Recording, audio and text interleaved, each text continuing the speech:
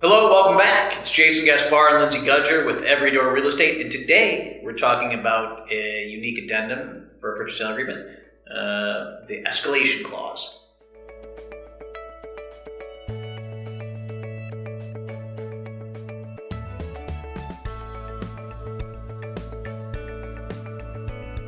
So escalation clauses.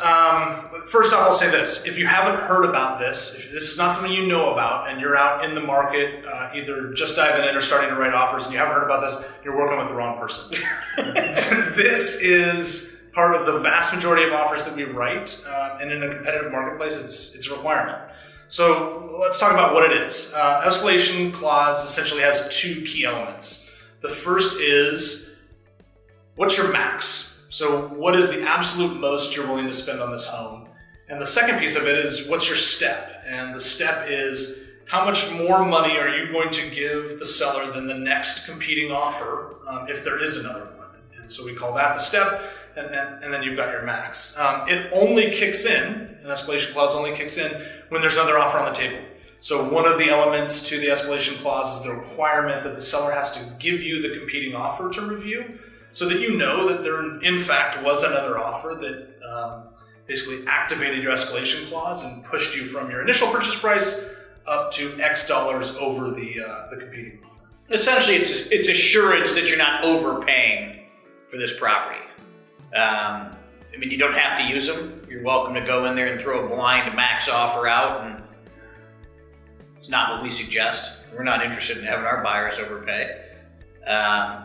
But, I'll tell you an interesting story. So we just had a condo in West Seattle, and it was a multiple offer situation, and we knew that the competing offer we were going against was cash. And initially, our buyer, we were going to use an escalation, and they wanted to do steps of, I believe it was $1,000 or $2,000 against a cash offer on I think it was a $500,000 listing. No. As a seller, why take the risk, right? A financed offer for $2,000. So, after talking and putting our buyer in the seller's shoes for a minute, they were able to see that it didn't give them the advantage they wanted to have. So we upped the step. It made it much more compelling, and we ended up winning the offer against cash.